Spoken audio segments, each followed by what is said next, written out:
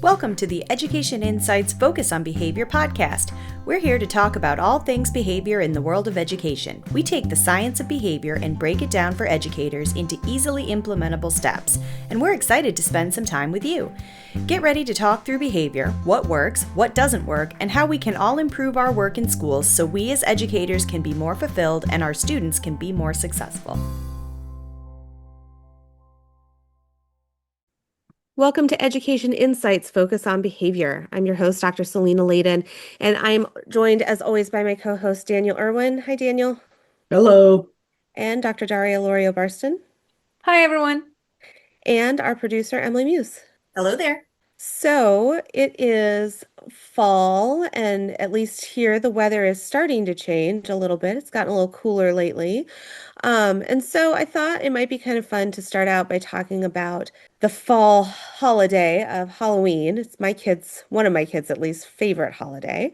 And so today we thought it might be kind of fun to talk about some unique and interesting costume choices. And specifically, we were thinking about how things can kind of mash up into costumes. So I think when we give some examples, what I'm saying will make a little more sense. But Daria, do you want to start with an example? Sure. So the mashup of Hermione Ranger. So it's a combination of two concepts, or three if you really want to play hard. One is Hermione Granger from Harry Potter. And then the Ranger part can either be, as our wonderful producer pointed out, a Power Ranger, or as the first original thought was the Park Ranger. So you would have to combine the costume of Hogwarts with the Park Ranger. Nice. Daniel? I've been sitting on this one for a few years and I've just never done it, but I remain excited to do it. And it's Cold Stone Steve Austin. And so it's Steve Austin, the wrestler, Stone Cold Steve Austin, the wrestler, but he works at Cold Stone Creamery. And so he still wears the jorts and the boots and the bald head and the goatee, but he's got a visor on and he's got a vest that says something along the lines of Love It 316 or something like that. And his cans of which he typically called something inappropriate. Instead of beer cans, they're whipped cream cans. And he smacks them together. They throw them to him in the ring and he smacks them together and he sprays them in his mouth. And I'm really excited to do it. I just have not had the place to dress up and do it. All right, when it happens, pictures. Yeah. Oh, yeah. Actually, I would just invite you for the next taping of this podcast, Daniel. You have our permission and encouragement to just come dressed as that. I would have to stay in character, though. Oh, I don't know. That might be a long episode. Which would be too much. I already know it. It would be too much. Can I say another one? Yeah. This guy I know has done combination costumes for a number of years. And one year he was Sponge Boba Fett. So it was SpongeBob and Boba Fett. And so he's got like yellow arms and shorts, but he's also got like the Boba Fett like armor and things like that. And it's pretty good. Little pun, little pop culture, good stuff. I like it. So one that I thought was kind of funny, and it's not exactly what we're talking about, but I still think it's funny, was if you were to wear like a tuxedo or like a fancy evening gown and you have a sign that says, "I'm sorry," you can be a formal apology. I thought it was pretty funny. They're laughing. They're on mute, but they are laughing. Oh, it's pretty amusing. That does remind me of so many, many moons ago, I started out as a psychology major. And those like 90s dresses that look like a slip dress type of thing, like, kind of the satin dress with spaghetti straps. Anyway, so the Halloween costume was that you wear one of those dresses and you carry a portrait of Freud, and so you're Freudian slip. Uh-huh. Ha. What's the name of that catalog that sold those dresses? It sounds like Daria. Go. Delia's. Thank you. Oh, Emily for the win. Emily, I'm so glad you're with us because I had zero idea I what. didn't know what he was talking about. I didn't know either. Like I knew it was something like that, but I could not remember the Well, name of it. they're back in style. I don't know that I've seen this. Which Yeah. means that we're old. Well, I am Like old. we've Yeah. cycled. Yeah, that's true. That's true.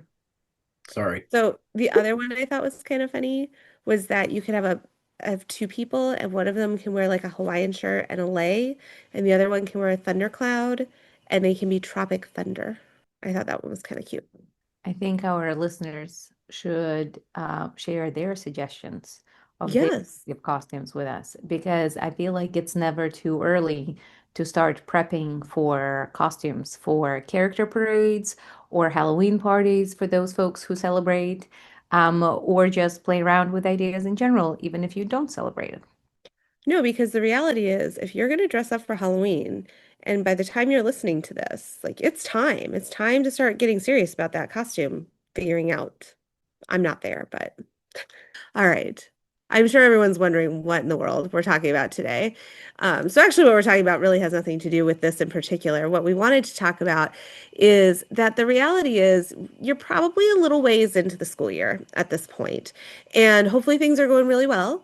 And you've listened to all our episodes, and you started out the year really strong, and you have a great climate, and your kids are really happy to be there, and you're really happy to be there, and that you have no issues at all. But just in case there might be something going on right now, you might be starting to think, I could really use some help with fill in the blank.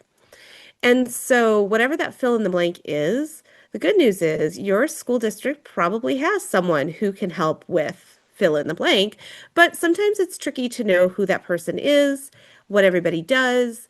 There's all sorts of specialists that are around the school. And the reality is there's lots of other folks who work with behavior, but we don't always know what their scope is. And, I don't ever remember taking a class learning exactly what a school psychologist does or exactly what a school social worker does or what a BCBA does. And a lot of times, I think we end up not knowing exactly who to call. Now I'm bringing Ghostbusters into it, but we don't know. We have to think about that. And so, first we got to figure out who we need to bring in, and then we need to think about, well, when they come in, what is reasonable for me to expect? So that is what we're talking about today. So I'm going to open it up with a conversation of who are some of these specialists? I mentioned some of them, but who are some of them? And when might you call them? I think depending on what division you're in, it's going to look different, right? I mean, I think from a leadership perspective and the priorities of the division and the needs of the students, the availability of certain staff and credentialed individuals is going to play a big part in who gets hired, how they're used in a division. And, from my experience, there can be quite a few people from literacy specialists, behavior coaches, behavior specialists, BCBAs, ELL specialists, and then you've got your IEP services like SLPs and OTs who might be providing consultation. They might be providing direct services. Did I say PTs, OTs? All kind of some of which are really focused on individual student support and providing mandated time and services to them. And some are really looking at other things, whether it's classroom management, lesson planning and delivery of instruction on academics. What else? Language development, communication development. Yeah, Daniel, I think you bring up really, really good points about that this may look very different in different school divisions or school districts or from school to school. And I think the first part that I would encourage everyone to consider is finding out just who do you have in your school and kind of what is their scope of work, right? Because even when we think about additional support and additional specialists who help deal with behavior, what frequently happens is that folks are called in when we are struggling with some interfering behaviors that we're seeing from students in a really significant manner. And when we are starting talking about things like functional behavior assessment and, like, is this the right classroom environment for the student? But I do know that many of the specialists really wish that we would reach out to them well before it ever comes to that point and kind of seek their advice in a more proactive manner. But I think it's sometimes hard for teachers or particularly new teachers to know who are the folks who can serve as a resource in that ability, or in that capacity. Because I think sometimes the titles look differently from different schools to different schools. And sometimes we call them behavior coaches, and sometimes we call them behavior specialists, and sometimes we call them BCBAs. And, I think there are lots of other terms that kind of cover that behavioral supports of folks who are tasked with supporting behavior on both individual and kind of the systemic piece. And so I think it's helpful, for our listeners to ask their administrators or ask special education teachers who generally are well versed in who some of those specialists are, to be able to know who these folks are, what is their scope of work, and then is there a process or is there a specific protocol as to how to reach out, or what's the chain of command when you have a question or when you have a concern? Yeah, I think that's a really good point. And I think with behavior, this is actually a little trickier than with other kinds of questions you may have. So, for example, Daniel mentioned a literacy coach or a reading specialist. When would you call them? Well, obviously, when you need help with teaching reading. And oftentimes, those people have kind of specific ways in which they can be accessed or which they work with different students. I think with behavior, it's a little challenging because one, we don't necessarily know day one when we're going to need some support around behavior, or who may need support around behavior until we get to see people for a little bit. And then I think the other thing that can happen is that when interfering behavior crops up, it can feel a bit like an emergency. It feels a bit like I really need someone in here right now. And sometimes you do, and sometimes there is a process for how you access these folks. And so understanding that I think is really important. So, oh, go ahead, Daria. Well, and I think, truly it does take a village to support kids around behavior, because behavior is such a broad term and experience in general, that I also think sometimes, in addition to behavior specialists or that type of a position, I think we also can have beautiful collaboration with school counselors who can help support that, with our school psychologists who can support that, with even utilizing special education teachers in the building just as a thinking partner sometimes, right?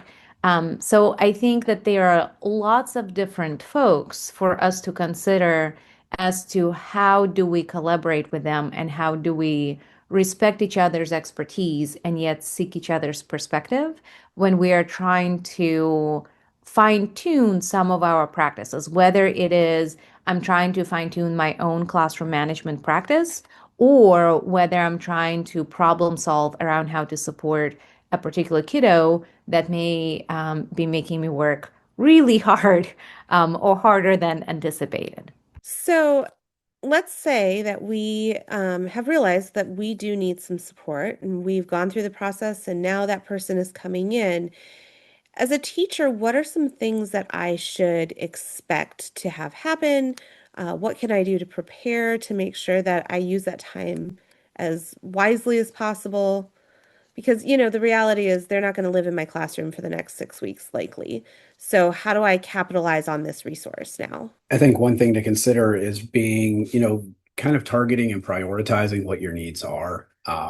Being able to kind of sum up what's happening, how it's challenging in the classroom, how it's, affecting the student, how it might be impacting other students, and be able to kind of be concise with it and to help them, have that behavior specialist, that behavior analyst, whoever it is, kind of help target something specific because it's very easy, I think, sometimes to start snowballing things. And I think it's important to get some of that out there, but being really targeted and focused on the things that are really the most challenging, or the most impactful to the student or other students can help kind of narrow down that focus because like you said, Selena, they're not going to be in there all the time. And so if there's coaching that's happening or there's, interventions that may be put in place, you've got to consider the context and you've got to consider what's going to be really important and make the biggest impact So some of that would be super helpful. Also, any records they have, whether it's notes they've taken or data sheets, pulling those together and just being able to share that information with them can speed up a process quite a bit. It's sort of give them some more background on kind of what's going on when it's happening, that kind of thing. Yeah, and I would say step one is to take a nice long cleansing breath, right? And prepare for a conversation. Because I think often different specialists come from different perspectives and they may have different priorities. Yes, we all are absolutely there for the kids, but what that might look like and that operational definition of what that looks for each professional may be a little bit different. So, I agree with Daniel wholeheartedly about bringing in kind of a description as to what's going on, potentially being able to share what are the things that you have already tried and how they may have worked, and think about what are the systems in place, right? Because I know that often we start from, well, how many universal classroom practices do we have in place? Well, do we have the routines, the procedures, right? Like all of those things. So I think as a teacher, if you are struggling with a particular behavior, it may be really helpful to take a deep breath and then think about how can you describe that in as objective manner as possible, as far as this is what I see, this is what I hear, because behavior tends to be so personal and we experience it in such a personal way, right? Even when in reality, the behavior itself may not be personal at all. But I think just helping separate kind of our thoughts and our emotions about that from what is the behavior, what have we tried. If there's any sort of data collection, I find that that is truly the love language for behavior specialists, right? And then also remembering that it's really, really important to have an open and respectful dialogue about making sure we're kind of having the same conversation, and not having two very different conversations. Sometimes I know that teachers may hear a suggestion and they may think there's no way this is doable with all of my students when I have 25, 30, 35 students in the classroom. Whereas a behavior specialist might be thinking, well, this is one behavior support that the student could really benefit from. And so having this open discussion about what's effective and what can be done in the context of the classroom to fidelity, I think a really important conversation. So my suggestion would be to respect each other's expertise and to be able to kind of bridge the potential different suggestions and different ideas to make sure that what we are coming out as a solution is something that's actually doable and is grounded in behavioral science.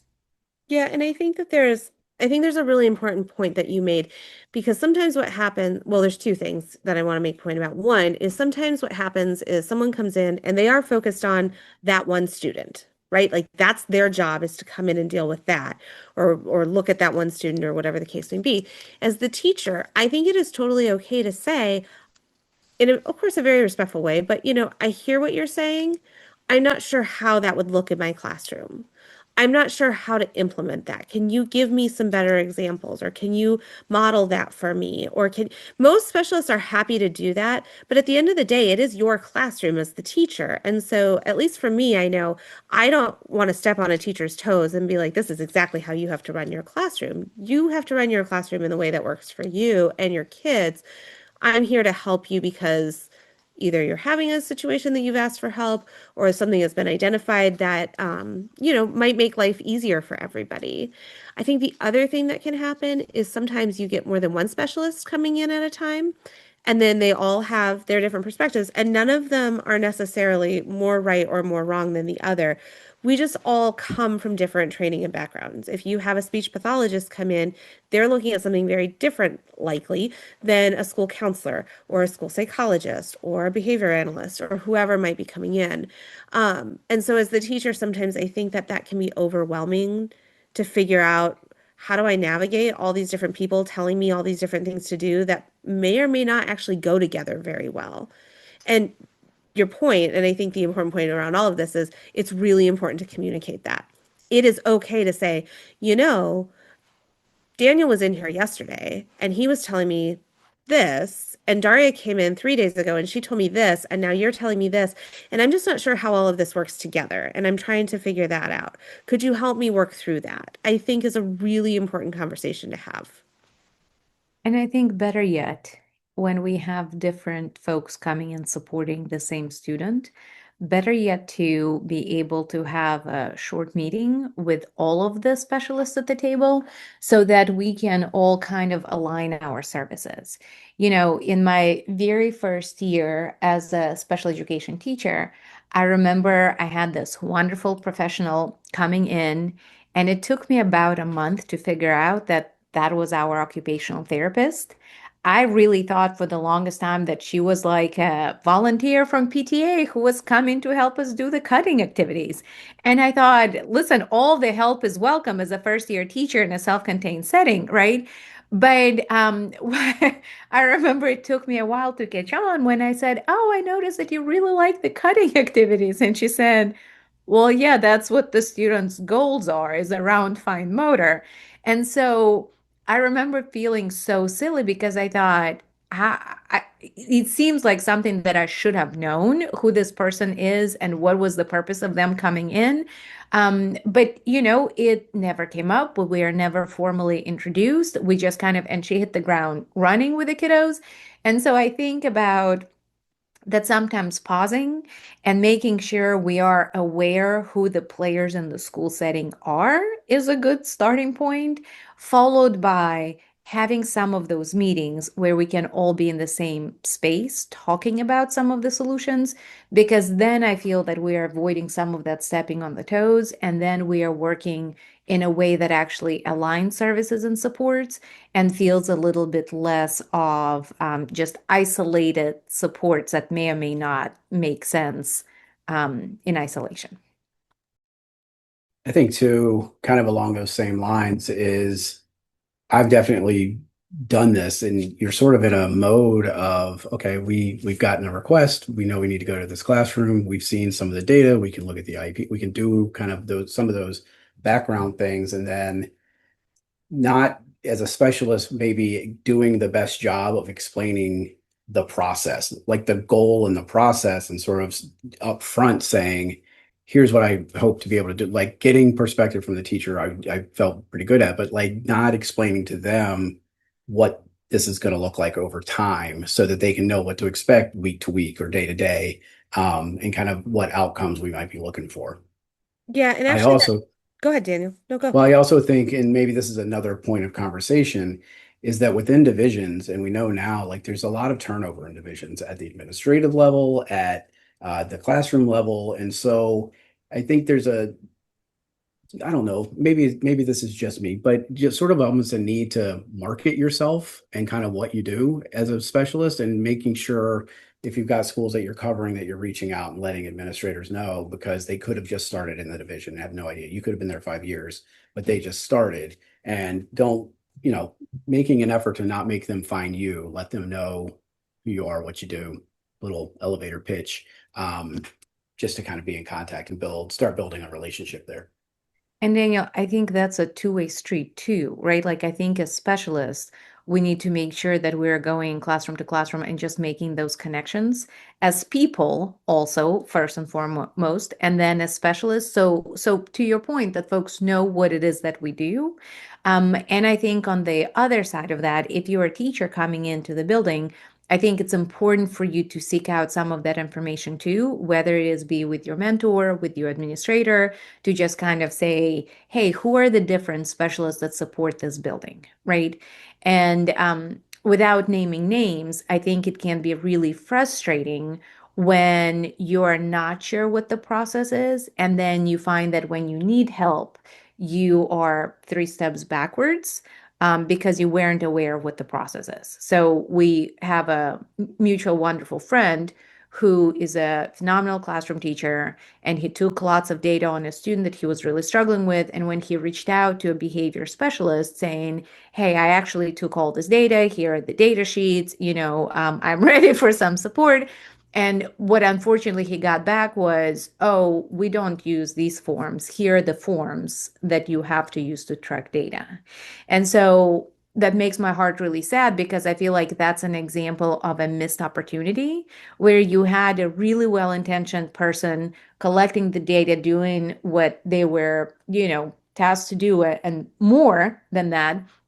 And then I'm sure the specialist was very well intentioned too, but this is the piece where sometimes procedurally we may have to evaluate if what we're doing is helping or not helping the process of teaching and learning.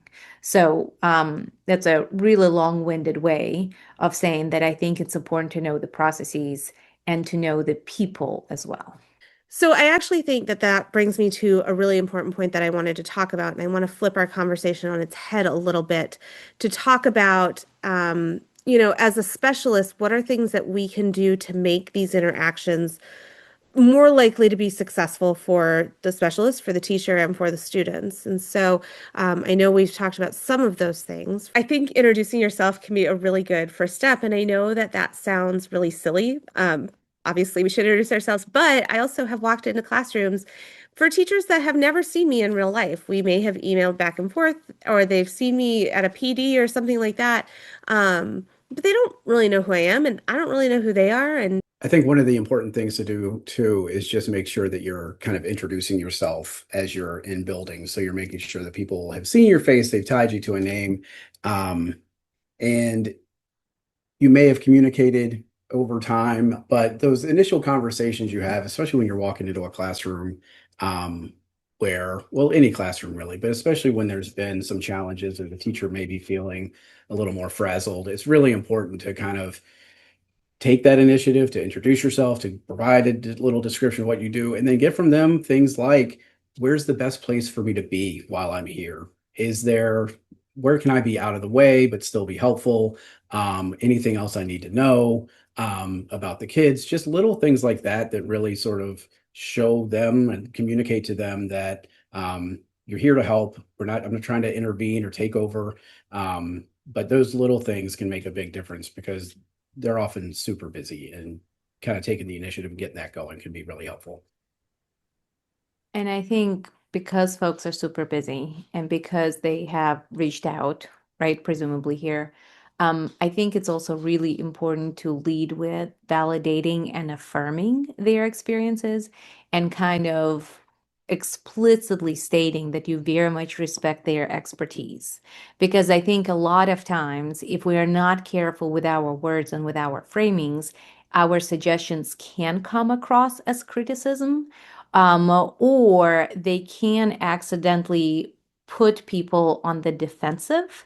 And that's not going to help us move forward at all, right? And so I think coming in and giving authentic compliments and noticing some wonderful things about the classroom and their practices and just explicitly stating that respect for the job that they do is a really important component before we jump into problem solving. I also think that sometimes leading with questions from a place of curiosity and stating your intention of saying, hey, you know what, I'm really curious. What does that typically look like? Or, hey, I noticed that the student was only talking to one peer. Is that pretty common? Or is that something that was done because I am in the room, right? I think all of those discussions are really, really helpful small pieces that do add up to an overall positive relationship. And that can shift the conversation from people feeling like, I don't know what I'm doing, and you're the expert coming in and kind of show me all the wrong ways, all the ways that I have failed, to, oh, this is somebody else who actually understands my lived reality. They are interested in my perspective and they are interested in helping me improve the practices and make everybody's life a little bit easier, right? So I think a lot of times it's also thinking about what works for the kiddo, what works for the classroom, what works for the teacher, and trying to fine tune that. Yeah, and I think to this a similar point, Daria, it's, depending on the role of the specialist, generally, at least in my experience, these are not evaluative interactions, right? And I think being really clear that you're not there as part of unless you are, a corrective action plan or something of that nature, because I think that helps put people at ease, like, and really being able to say, we're here to help enhance what you're already doing. I have a different perspective. You have a different perspective of me. You know your kids, I don't. So we're going to collaborate to do that. And I think, as you kind of mentioned, really talking to them and understanding what's going well in their classroom so that you can help them understand how to leverage some of those things that they're already doing that are working really well for kids and supporting learning. Is it gives you that opportunity to celebrate. It also gives you an opportunity to really capitalize on what they're doing and enhancing it, generalizing it, whatever it is. Yeah, I think at the end of the day, everyone involved wants to be helpful. They want the students to succeed. And if we all go into it with that kind of mindset, I think it's better for everyone. Daria, did you have something that you wanted to add? Yeah, I think there are also some natural opportunities where we can signal our intention of being helpful, right? And I think about those things like big or small that can make the world of difference to the teacher. And I know that a lot of times we are there to just observe something. But I think there are other things that if you notice that there's a chair turned over, maybe pick it up, right? If you notice that there's a student who is right next to you that you're not there to observe, who is completely off task, maybe it's a good time to say, hey, buddy, it seems like what you guys are doing is really exciting. You might want to get back on track. And it's of course not always appropriate. It depends on why you are there. But if you're there kind of as the initial contact, the initial observation, whatever it might be, I think looking for those ways to again indicate to the teacher of, hey, we are all part of the same community and we support each other in different ways. I think just being mindful of that and looking for those little opportunities can be really helpful. All right. I think that puts a good stopping point. So, with that, I will bring us to our unpaid ad for this episode. Today, we are really excited because Emily Muse is going to deliver that. I am. So today's resource comes from VAPSBAN, which is the Virginia Public Schools Behavior Analyst Network. And on their website, there are a series of one-pagers, but one that might be helpful for today's topic is called What is a BCBA? And it is a broad overview of what a BCBA is, what the credentials that a BCBA, what that means to have that credential, what experiences they may have had, and then give some ideas for some different kinds of tasks and projects that a BCBA might be involved in a school setting. So it was designed with Virginia in mind, but a lot of that information is applicable to other states. So if you are listening from somewhere else, you may find some information there that would be helpful for you as well. All right. Thank you, Emily. And that brings us to the end of our episode. To our listeners, I hope you have a great week and we will see you next time. Bye, everyone. See ya. Thanks for listening to Education Insights Focus on Behavior. We hope you enjoyed the conversation and don't forget to subscribe so you never miss an episode. You can join the conversation by emailing us at cbis@odu.edu, visiting www.cbisva.org, or following us on Facebook, Instagram, X, or Blue Sky at CBISVA. Special thanks to the Virginia Department of Education for their support of this project.